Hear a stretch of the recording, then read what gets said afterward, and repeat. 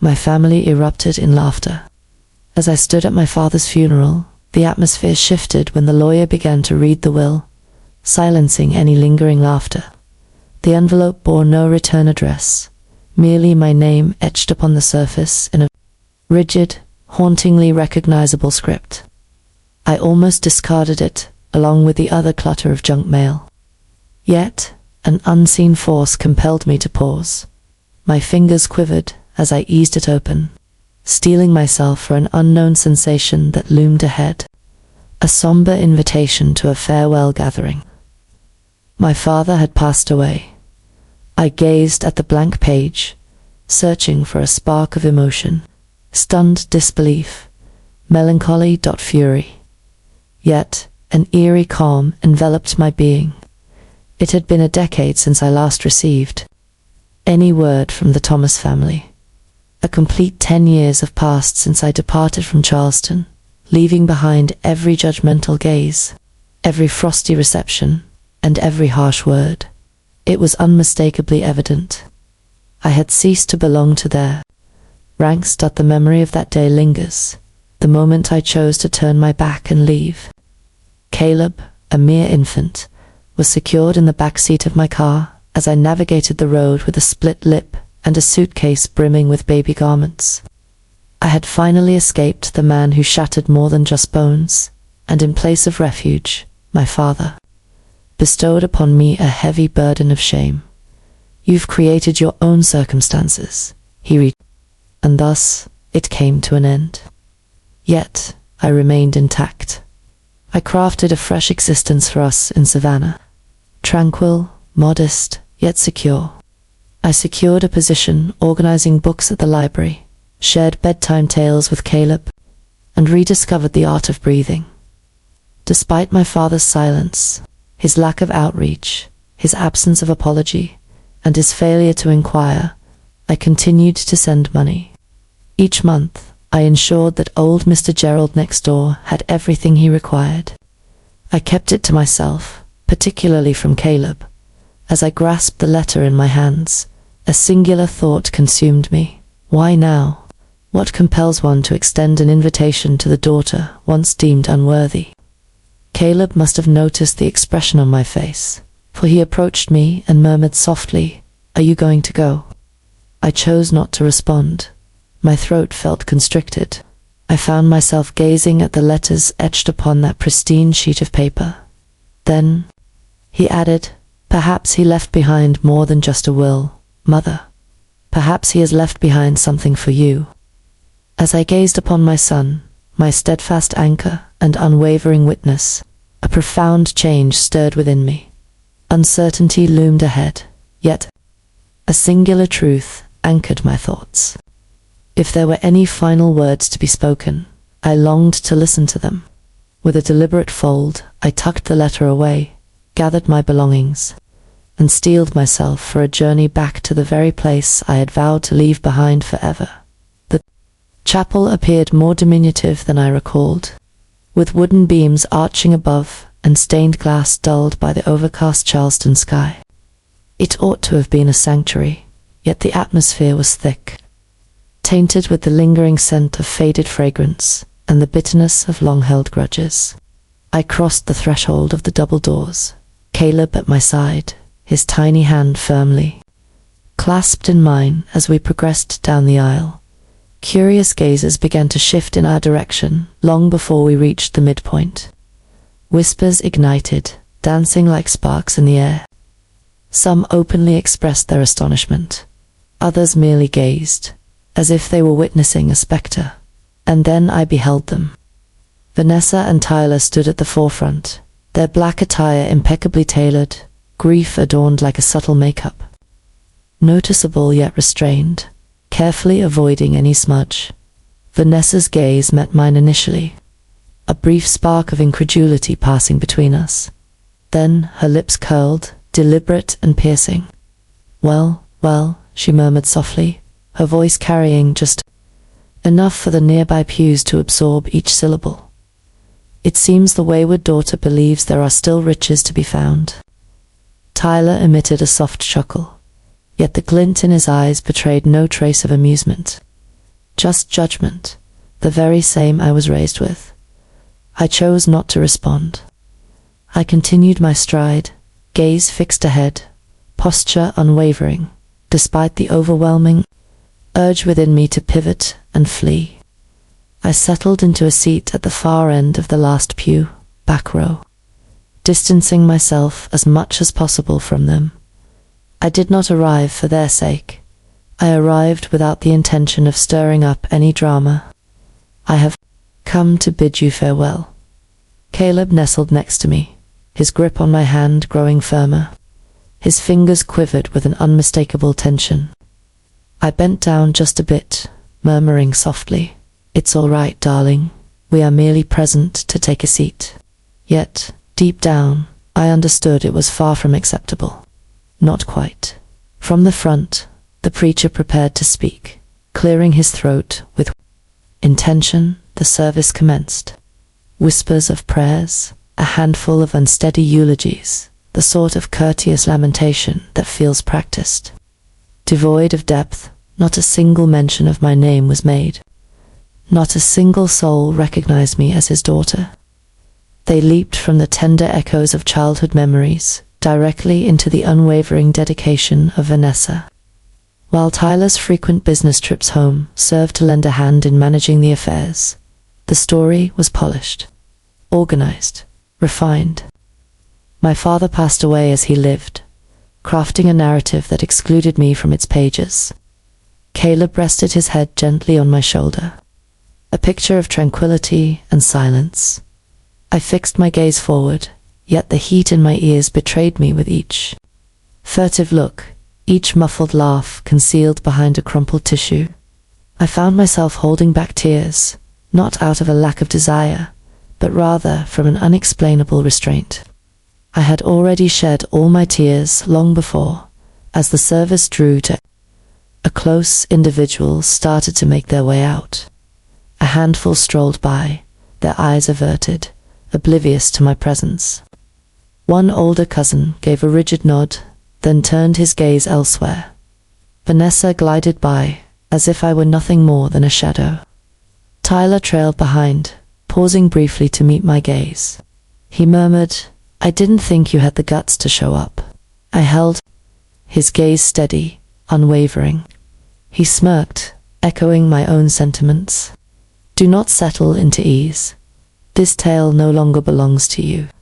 He turned and walked away, leaving me motionless in that pew, Caleb's head still nestled against me, my hand clasped around his, as if it were the sole tangible presence in the room. They were unaware that my presence was not meant to weave itself into the narrative. I had come to bring it to a close. The Thomas family residence remained untouched by time.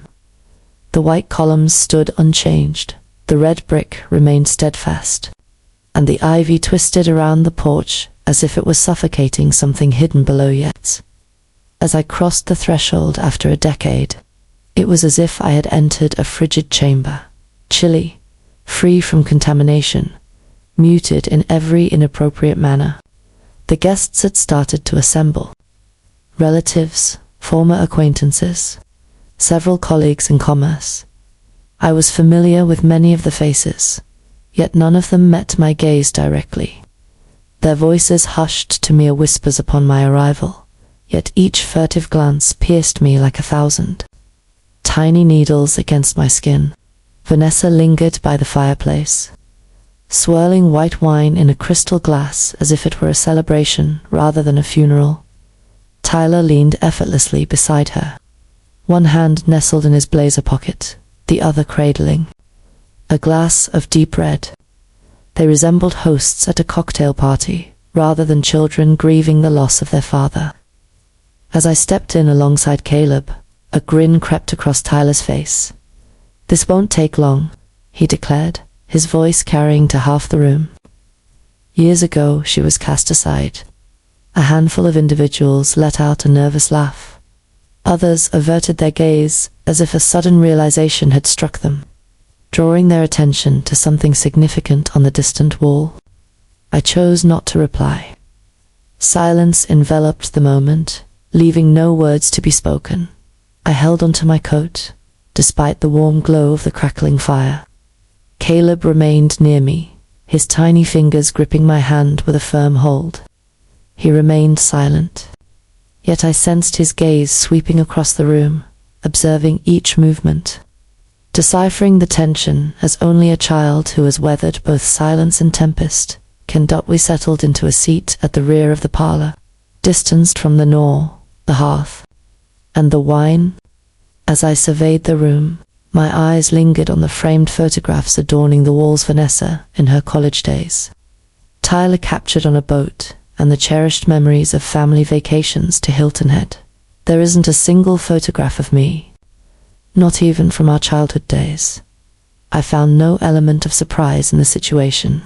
With meticulous care, I had been wiped from existence. Vanessa's gaze locked onto mine, accompanied by a smile that was anything but warmer, possessive grin, as if I had intruded upon her realm without permission. "Feel free to take a seat, Claire," she said with a gentle smile, "but don't anticipate a whole chapter." I offered her nothing. Caleb lifted his gaze to meet mine, and in that moment, I discerned something in his expression. Neither fear nor confusion lingered there. Concentrate. It felt as though he was in a state of anticipation, as if a significant moment had yet to unfold, and deep down, I sensed he was indeed correct. A palpable silence enveloped the room as the front door creaked open once more. Thomas Dawson entered the scene with the confidence of someone fully aware of the chaos that lay ahead. He donned the same crisp grey suit and carried the familiar leather briefcase. Yet this time, an additional item accompanied him, a small cedar box, its surface polished to a smooth sheen, held firmly under one arm. Vanessa scarcely lifted her gaze from the glass of wine in her hand. Tyler cast a fleeting look at his watch, as if he had somewhere to be. "It is preferable to exist. I appreciate your presence," Mr. Whittaker retired, his tone both subdued and authoritative, as per Mr. Thomas's guidance. "We shall commence with a video message prior to proceeding with the formal reading." A palpable tension enveloped the room, constricting the atmosphere. "Is it a video?" Vanessa let out a derisive laugh, her annoyance palpable. "Shall we not simply proceed to the will? We... We are all aware of its contents." Tyler gave a slight nod. "Indeed, let's keep this brief." While some of us were preoccupied with our impending flights, Mr. Whittaker remained unperturbed. He strolled by them with an air of tranquility, placing the cedar box upon the coffee table that stood before the flickering fireplace. He set his briefcase down beside it and started to unfasten the latches. He stated that it was your father's explicit desire for this to be considered prior to the resolution of any legal issues. Vanessa let out a weary sigh, her eyes drifting upward in exasperation. Tyler whispered a few words softly to himself. A handful of cousins leaned in closer. Curiosity surged, defying their own reservations. I remained silent, yet Caleb adjusted his posture, sitting up more upright beside me. His hold on my hand eased ever so slightly. I gazed down at him, his face, gentle and unguarded, illuminated by a subtle yet undeniable glow. Anticipation. Silence enveloped him, yet an unmistakable energy emanated from his being, as if he had been aware all along. As if he had been anticipating this moment far longer than I ever could. For the first time since I stepped into that house, a sense of companionship enveloped me, dispelling the solitude that had lingered. The screen shimmered momentarily, then repeated the dance, finally finding its clarity. A subtle murmur enveloped the space, and then came the moment. There he stood, my father, more aged than I recalled, more slender as well. His once mighty shoulders had surrendered to a gentler curve, his gaze, forever so piercing, so frigid. "Are you retired now?" Veiled under a burden I could not identify. He perched at his venerable oak desk, the very one that had once been a sanctuary, reserved solely for his use. Behind him, the painting of the marsh remained affixed to the wall, just as it had throughout my entire childhood.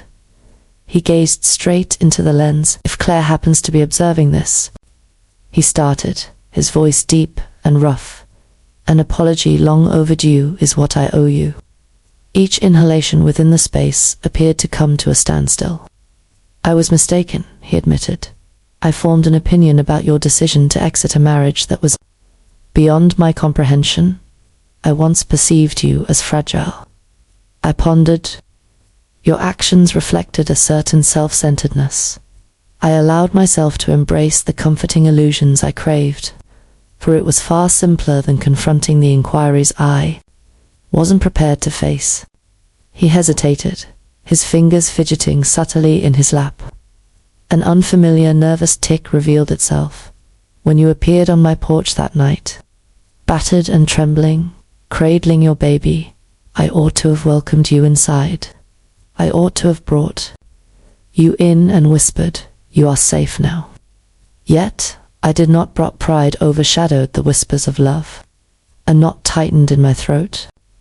Caleb extended his hand once more, his tiny fingers intertwining with mine. My gaze remained fixed on the screen, unwavering. I reassured myself that my actions were justified.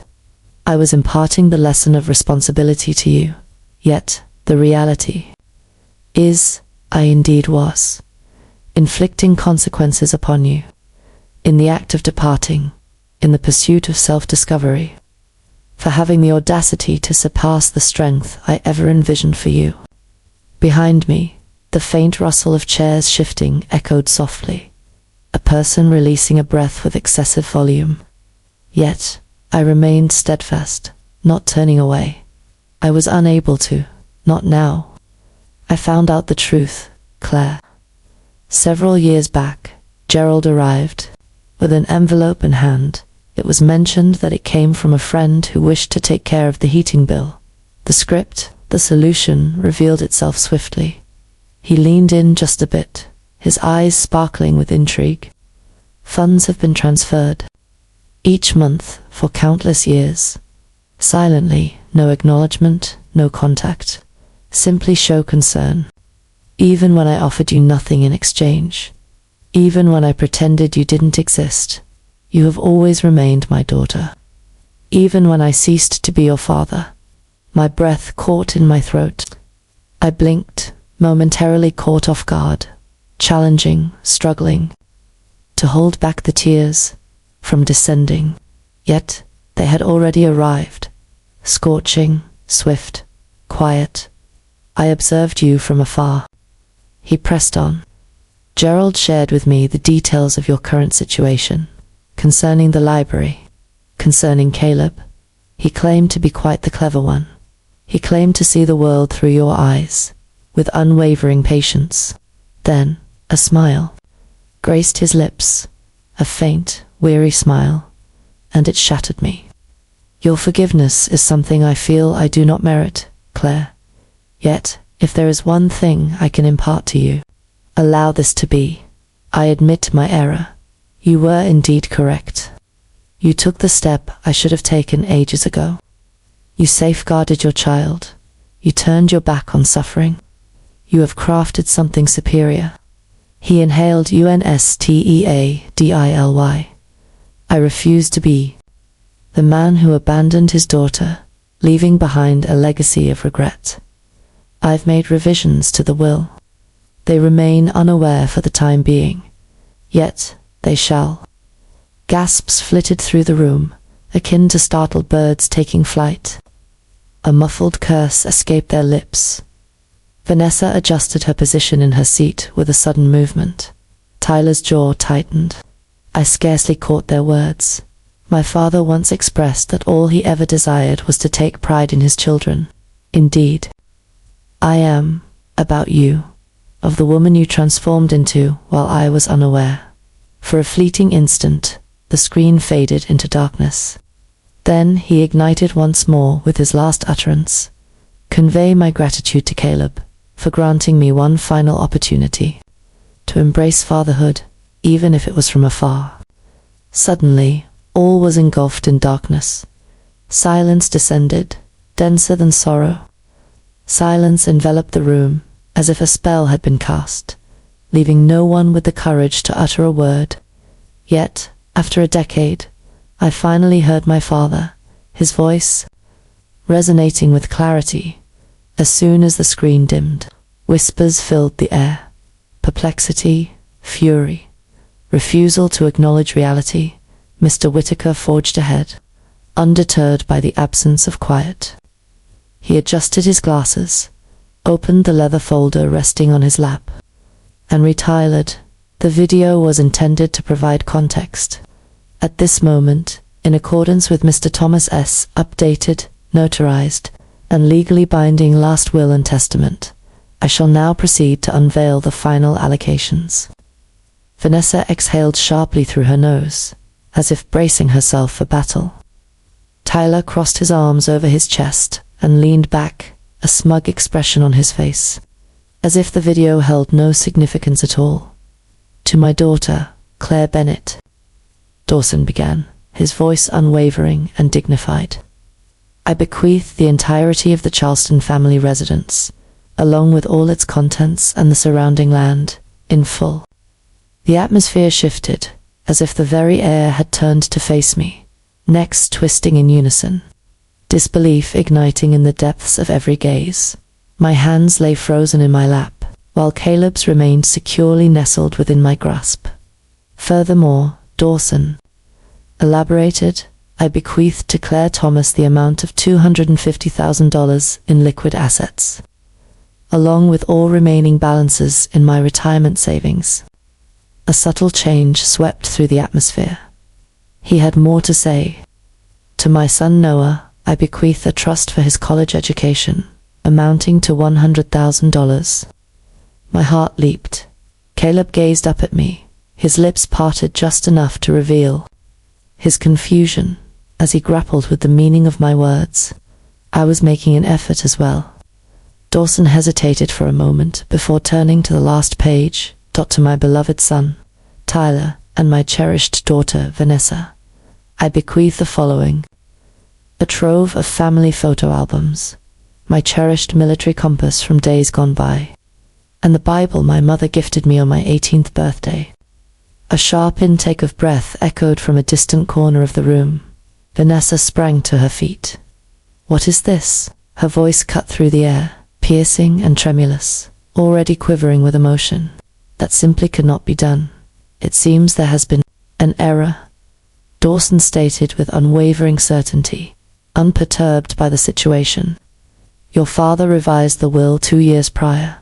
The documents bear certification, have been duly witnessed, and are registered with the county. Tyler stood as well, his jaw set in a firm grip. He was unwell. He was lost in his actions, unaware of the path he was treading. He was fully aware of his actions, Dawson responded, as he closed the folder with a decisive motion. A gentle crackle, a moment of stunned silence enveloped the room before he spoke again, his voice softer, this time as he read from a handwritten note affixed to the will. He requested that I read this aloud. Let them recall who was present in the moments that truly counted. Let them recall those who remained silent, yet never ceased to love. This home ought to be the sanctuary of the individual, who never sought anything in return, yet always offered selflessly. Vanessa swept out of the room in a fury.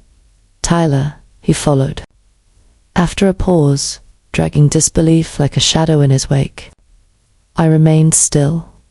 I was unable to. Not due to shock, but rather because, for the first time in a decade, I felt a sense of existence. A sense of being selected enveloped me. You had to have tricked him, Vanessa snapped, her voice cracking as she turned toward me, the wine glass still in her hand, yet forgotten. It is inconceivable that he would have altered the will independently. You simply must have. She halted abruptly, the accusation stifling itself within her throat. I remained motionless. No words were necessary from me. Everything had already been conveyed by the video. "You manipulated him," she repeated, her voice rising, her face burning with fury. "After all that you've done to this family, you return here and behave as if you're some kind of quiet savior. This is utterly disappointing." Caleb recoiled next to me, and I placed a reassuring hand on his shoulder. He required no protection. Rather, I needed to anchor myself, to reaffirm my presence in this moment. Tyler advanced, his voice a low murmur, yet brimming with intensity. "We shall confront it head-on. This cannot possibly endure." He was unwell. He found himself engulfed in a haze of uncertainty. Mr. Whittaker remained utterly still, his gaze unwavering. "The will of your father was revised 2 years prior to the deterioration of his health. He possessed a clear and rational mind. It has been observed, officially documented, and recorded with the court. The absence of any legal basis for contention is clear." Tyler began to voice his dissent once more, but hesitated as he met Dawson's steady gaze, a gaze forged through years of experience, one that had witnessed countless courtroom dramas and held no tolerance for self-indulgent displays. All around, the atmosphere in the room had fallen into a hushed silence. Whispers floated among some of the cousins, while others quietly slipped through the side door. Their coats held awkwardly, faces averted from my gaze. No one dared to meet my gaze, not from a place of hatred this time, but rather from an emotion tinged with guilt, perhaps even shame. Vanessa's breath came in ragged gasps. Her expression was a tumultuous blend of uncertainty. Caught between the urge to weep and the impulse to shout, her hands trembled as she settled into her seat, the wine glass clattering against the sideboard with a forceful thud. "This is a joke," she muttered. "It's utterly absurd." Without uttering another word, she turned and strode out. Tyler trailed behind moments later, his jaw set with such intensity that I feared it might shatter, and in an instant the room was devoid of life. They believed they had laid me to rest a decade past, yet here I remained. And now it was they who found themselves fleeing. Silence enveloped the room, a stillness that lingered in the air. Neither an uncomfortable silence nor a strained atmosphere, yet still present. Resolved, I lingered in that moment, Caleb by my side, his tiny hand nestled in my own. His hold had slackened, yet he still clung on, just as I did. The room stood empty, devoid of any presence but for one solitary figure. The soft echo of departing voices had dwindled away down the corridor. The doors clicked shut. The sound of footsteps faded into silence.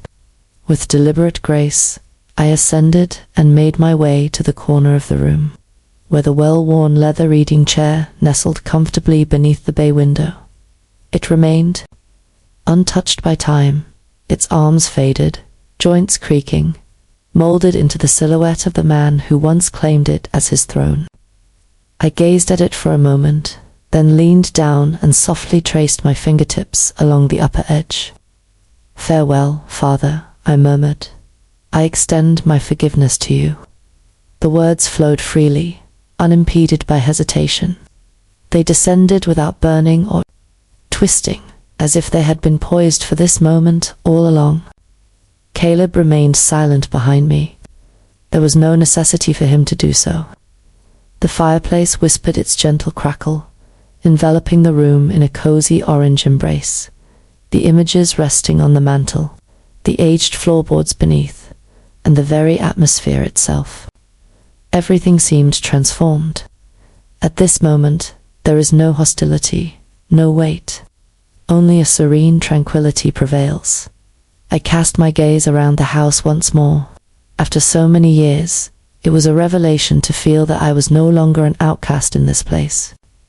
It seemed as though a long-awaited breath had been released by the home. Perhaps certain spirits linger on, refusing to depart. Perhaps they linger, anticipating the perfect words, and at last I had uttered my own. Weeks passed, and then came the bye. The house held a stillness that felt uniquely profound. the silence that follows a tempest. Not chaos, but tranquility.